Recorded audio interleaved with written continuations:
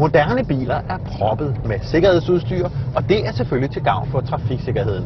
Men det hjælper jo ikke på alle de gamle biler i trafikken. Det kan det her lille system lave om på. Mobileye hedder systemet her til eftermontering. Der er 2 advarselssystemer i Mobileye. Det ene system advarer dig, hvis du kommer for tæt ud imod vejens striber, uden at du giver tegn til at skifte vognbane. Det andet system advarer, hvis du kommer for tæt på en forankørende. Jo tættere du kommer på, desto klarere bliver advarslen. Her viser displayet reaktionstiden i sekunder. Det er stadigvæk en grøn bil, så der er ikke nogen fare endnu, men desto tættere jeg kommer på, desto klarere bliver advarslen. Her kommer der så en advarselstone. Bilen begynder at skifte farve, og nu kommer jeg så helt tæt på. Så bliver bilen rød, og der kommer en høj advarselstone.